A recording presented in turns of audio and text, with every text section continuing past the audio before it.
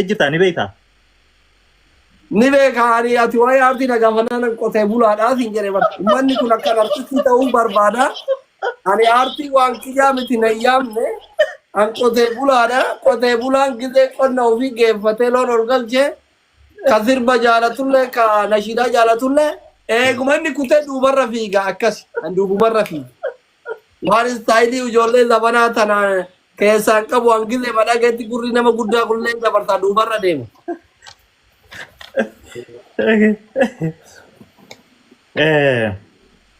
gaafiin Johar wajjin walli qunnamtaa Johar wajjin hariiroo bareedaa ni qabda yeroo hedduu Johar gadhiiftaa Johar bikka guddaa akka qabduuf ni agarra hariiroo waliin ni qabda Johar waliin Johar dabalatee aktivistoota Oromoo namootaan gurguddaa wajjin hariiroo ni qabda nama sabaaf dalagu nama dhugarati icha tokko jaalachuuf gadhiisuuf dinqisiifachuuf wal akka parsanaalii wal qunnamuuf hin barbaachisu jedhee amana. Ati yaalle jechuun wal qunnamuuf wal hin qunnamne akka piraayiveetiitti akka dhuunfatti akka namni tokko Johorii wajji wal arkutti inboksiinis ta'uu bilbilaanis ta'u waliin agartuuni. Ani inboksiin nama barreessuu ni saalfadha keessattuu warra gurguddaa sheekota aktivistoota hayyoota waan akkasii kana takka dubbisee beeku jireenya keessatti yoo namni dubbisee malee nama dubbise ni qaanfadha. Waaw kanuma isaaniin waliin dubbisnee garuu oguu isaan dhugarra dhaabbatan bira dhaabbattee jechuudha. Hojii isaanii ilaaltee bira dhaabbatta bar bira dhaabbachuuf keessan dubbisuus hin barbaachisu. Waaw waan ajaa'iba. Gaafiin tun asaantirraa dhuftee sooshaal miidiyaa malee ogummaan biraa taati qabdu maalii sin jettee isaantiin talammadaa qoy talammadaa ittiin deebi'aa jalqaba irratti sooshaal miidiyaan ala dandeettii danda'e ogummaan danda'e maalii sin jette. Lafa qotuudhaa jedhin. Lafa qotuu fi qotuu qofa. Lafa qotuudha jedhin. Ayyee lafa qotuudhaa as jala jirti. Talammadaa waan uummanni kee giiftiilee adda addaa waan adda addaa siif kennurraa uummata kan kee ati yoo hangam maaliin bira irraa dhaabbattee waan uummanni giiftii fi waan adda addaatiin si bira dhaabbatan irraa hin jirtu. Gaafii lammadaa. Akkam. Amma geema yeroo taphattuu giiftiilee waan hedduu bu'aa irraa argatta. Bu'aa sanirraa nama rakkates haa ta'u akka sabatti yeroo akka naannootti haa ta'u wanni irraa arjoomte yookiin irraa kanniteef ni qabdaa sin jettu. Waan nama goote ol baastee himuun hin ta'u kaa. Garuu asirratti tagoote hedduu qabda. Osoo laayivii teessuu nama waa bitteef silkii maallaqa erkiteef asirratti agarru dila agarree jira nutu nama dhuunfaa gaa parsanaalii. Anamma amalli kiyya kan beektaa abdee. Yoo namni giifti yuu miti akkanumatti anaa birrii 200 harkaa qabu namni natti dhufee asliii waan akkana rakkadheedhaan jedhe 200 tan namaa kennee 200 taphaa waan ajamsiisu sun barbaada malee nama waa uduma qabatu miti waan akkasii san immoo ani ebaluu akkana goree jechuudha dubbachuu hin barbaadu hin yaadadhullee hin beeku waan namaa godha. Yoo namni tasanatti hime rakkadhe naan jedhe rakkoo isaa sun na amansiifte yoo harkaa qabaadhe godhaa fi ebaluu goree ebaluu dhiisee hin yaadadhu hin beeku. Garuu yeroo baay'ee kanuma godhullee uf argata akka takkoo sammuu keessa uf deeme yoo barbaade dhabu. Waaw okay galatoon. Waa'ee dhimma gargaarsaati wal qabatee waan gargaarsa namoota adda addaa ka gargaarsa guuran ispeeshaalii ka biyya keessa jiran tahee warra laayif irrattis gargaarsa guuru maallaqa kana yeroo guuran cinaa takka ni fudhatanii ja'aniiti wanni dillikaati. Ifi warri biyya keessa jirulleen biizinasaa fi akka dalagatti waan kana dalaganii ja'an. Asliin bakka gargaarsattis akkuma reefu ni hirmaattanii argamtasi waan kana hangam takka irraa beeyta. Dhugumaan warri gargaarsa namaaf guuru kun maallaqa cinaa takka parsantiin irraa fi ni fudhata warri fudhatu ni jira. Hangi ati irraa beeytu ni jira waan kanarraa. Ani gargaarsa akka dhuunfatti irratti hirmaadhe gargaarsa lama qofa lamaan san irratti homaa waan nuun kennine itti arrafamnee jiru warra gargaarsa guuruu gaafatanii wanyoore. An akka dhuunfatti namni yoo rakkadhe naan jedhe hoomatan waan akka 200 300 400 ka Itoophiyaa kana waan argeef walitti darbee fi bira taraa akka fakkeenyatti nama dhukkubsatullee takka sagantaa qabeen beeku yoo tasanatti osoo waan akka sagantaa isaa rabbi laaffisee na laaffisu yommuu san guura fi isa sagantaa qabaniitiin gargaarsa guuraan gargaarsa uummata keenya ka shirkaatee fi ka uummata harargee ture isa mootuu nuti waan nutti kennan kaan ustaaz Anasitti ergine kaan ustaaz Yaaqubitti ergine sheekotii tokko ka harargeeti tokko ka arsiiti lamaanuu ifaajetee sani jedhanii uumaa irraa nuu kennine uummanni illee uumaa nutti kennine akkasuma yoo waan akkasii jiraate nuu kennaa lamaanuma kana gargaarsa guura. Okay. Galatoomii waa'ee kaan gandummaan wal qabateeti yeroo hedduu wanni kun karaa biyya Arabaatirraa ka dubbiin gandummaa tuni akka nama ilma Oromoo tokkotti yeroo balliftee yaaddu dubbii tana namni gariin diyaasbooraatu duuba akkana godhaa jaan gartee ati waan kanarraa hagam beekta yeroo wanni takka kaate ammas ummatummaan keenya maaliif biyya Arabaa qoftiin gandummaa kanarra xiyyeeffatee wal fixa akka alagaa wal fixu jaala maaliif waan san walirra xiyyeeffata warra Arabaa qofa biyya Arabaa jiran qofa maaliif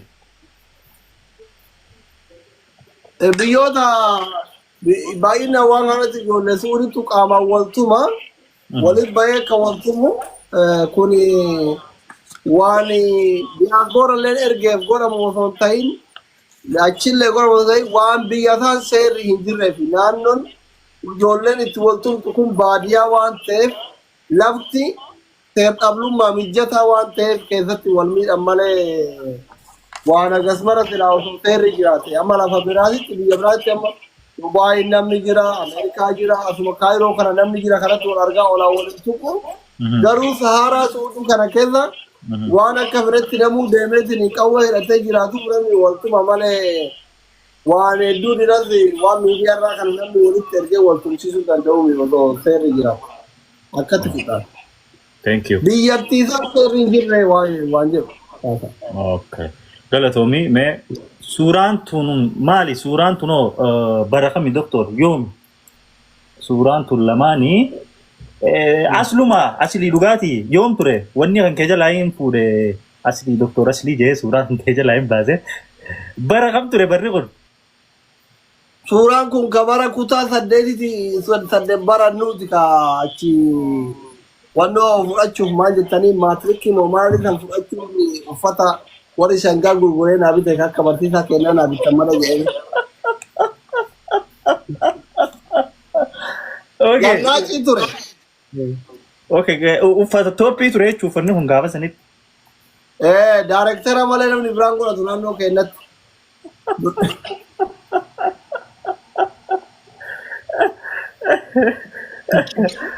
Okay, so namni jijjiiramne hin jiru maashaallah. Okay, abo akkamitti irraa hafan suuraa? Okay. Galatoomii doktor gaafiin dhumaatii fi kadhumaa karaa gaafii xumuratti deemu jira. Umriin tiyya yeroo hedduu an 40 jetteeti dubbatta. Dhugumatti umriin tan ta'e 40 karabbi sheerku. 42. Wallahi jee. Wallahi. La ilaha. Mee maal keettoo 42 fakkaata amma waan ajaa'ibaa. Hin fakkaattu war. Ni maalamu. Kura sagal 76 akka Itoophiyaa. Akka Itoophiyaa. Aduu shakkee kaleessa kana abbaa kiyyeera deebi'ee wal gaafannee abbaan kiyya 60 ana 42. Maashaallah, maashaallah. Hiriyaadha waggama 18 mana dura jira waan akkasii. Wallahi waan ajaa'ibaati. Yeroo hedduu ni agarra waan qostu fakkaanna. Okay. Gaafiin dhumaa yeroo hedduu ani doktora keessanii jettaan uummataanii maal irratti doktorummaa kana filattime ati? Ani moo? Yaa.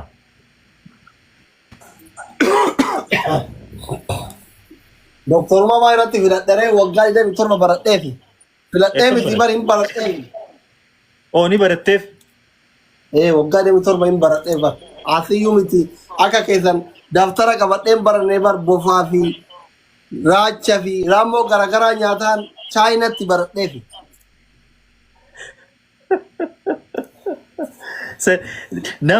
nama yeroo jalqabaatiif doktorummaa funya qurquriin ummata kana kan nagartee si malee nagarreera.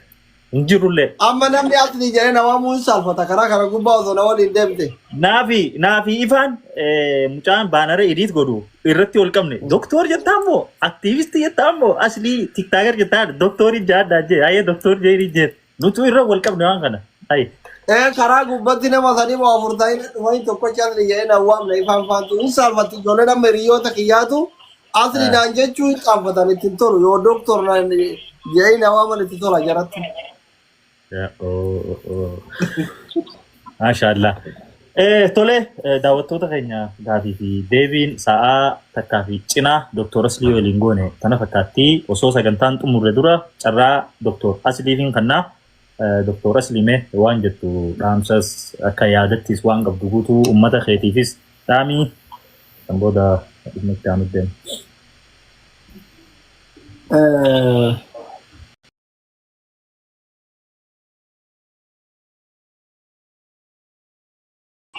Azyara teettanii taabsaaf goota.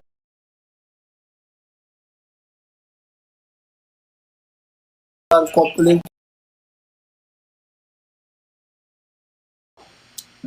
hawaasni keenya akka biyya alaatti keessa jirtan hundi kennayyuu wal haa jaalannuma jedhan kaan. Namummaa dursaa, Oromummaa dursaa.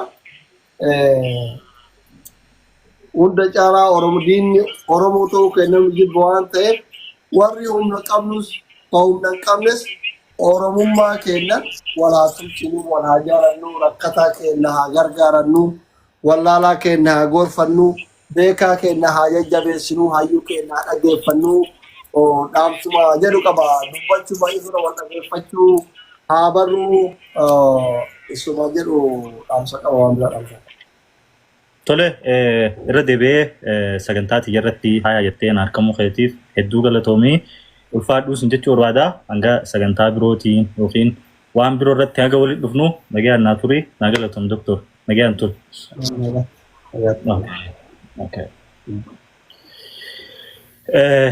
Tole daawwattoota keenya hundi keessanuu hedduu galatoomaa kan mana teessanii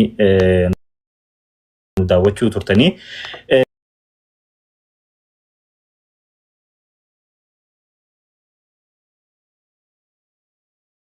Kingone yoo waan kana gootee siin jee godhe yoo gootee jiraatte yookiin immoo lakkiidha jettee deebiste. Akkana jetti osoo ni beeyta osoo hin ta'in ni beeyta. Okay ni beeytatti fudhadhu ni beeyta tayyee. Laayivii seentee osoo giitii kan namiin. Laayivii seentee osoo giitii namni naan kennin. Ani osoo namni osoo giitii ani osoo seene salaamu alaikum osoo jedhe giitii naa kenna lakki agarre hin jedhu. Oh okay. Ayyee maaliifin feemasa ta'e jettee sheenoyitee ni beeyta. Beetu. Okay. Nama dhuunfaa akka dhuunfaatti wallolleen namni dhiifama gaafatan jiru. Okay. Oromoo ta'uu ishee qofaaf dhiibbaan sirra ga'ee ni beeka.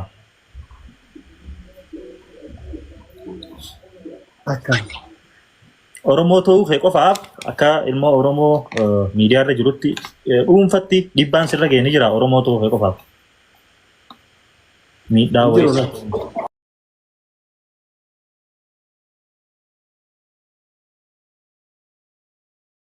Okay.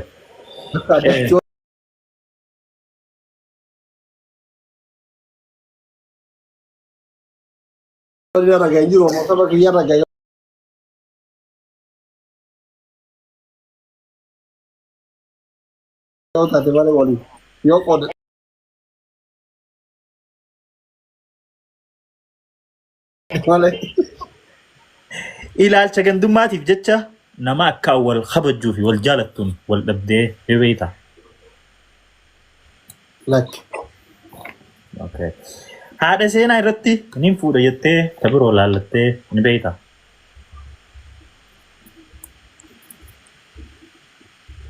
Aboodi afura wayii as keessa dhaabaa jedhee waggaa lama dura janaajanee ture ta'uu diddee ofirraa itti dhiise. Asi baastu boo. As keessa si baasa jetteeti waggaa lama sadi dura diyaasporaa takka janaajanee ture Haya. Booda bakka intaloon as keessaa na baasu miti mallaquma kiyyaa na erguun hin dhalu fira itti.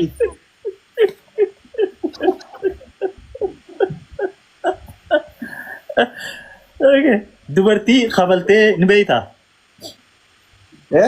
Dubartii kabalaan dhoyitee ni beektaa yookiin kabaltee dhoyitee? Akka maraataan dubartii eessatti argee kabalare.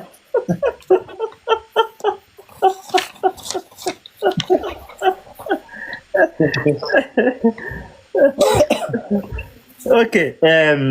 Gaafiin itti aantu yeroo hedduu as gubbaa dubartoota hojii adda addaa waliinis laayiviin seentaa bareedduu xiyya jettaanii simpuudha kaan jettaa. Haati seenaas yeroo san maaltu itti dhagahama hin hinaaftu yookiin lakki oguu laayif irraa baatan waan kana akkanaan jaaladhu dhiisisiin jettee ni beekti. Homaa ittiin dhagahamu dhiisile naan jettee ni beekti. Maashaallah. Wallahi inuma milkooyti. Okay.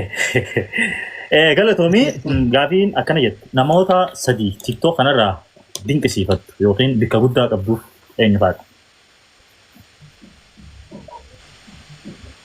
TikTokii kanarra dinqisiifatanuu jira osuma tasiin gaareettuun guyyaa biraa waa balleessa. Okay. Nama sitti aanan akka hiriyeetti akkaan jaalattu ayyee gaafii siifis sirreessa ayyee akkanatti yoo hiriyaa si jajjaboo sadii TikTok irra waliin jirtan. An TikTok irraa hiriyaa qabu lakki. Haay. Warri as gubbaa akkana laayivii hojii teessanii saahiba kiyya waliin jirtanoo? Carrumaa waliin nu fida.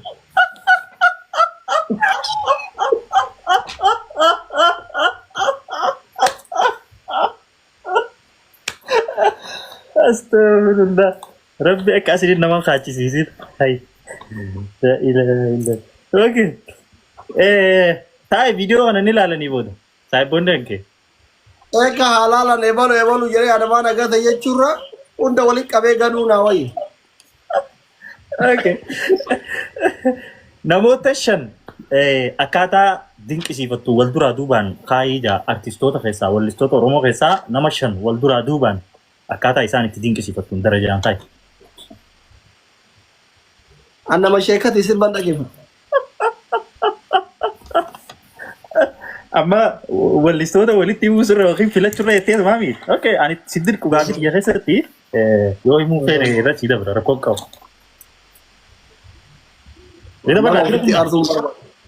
Okay, nama lama osoo isaan TikTok dhiisanii jettee yaaddu ni qabdaa? Jara kana osoo arkuu baadheettee nama yaaddu nama lama. Maal waan xiyya nyaatama waan xiyya nyaatama qabu waan waan. Okay. Dogoggorri guddaan ati miidiyaa irratti hojjettee osoo hojjechuu baadheettee itti isheen hojjetu ni qabdaa? Ani waan godhati takka seenee hin jiru. Okay. Okay. Okay. Gaafiin itti aantu Dr. Asliin Quraanaa qaraatee ni beektaa jettu. Yoo qaraate hangam qaraate?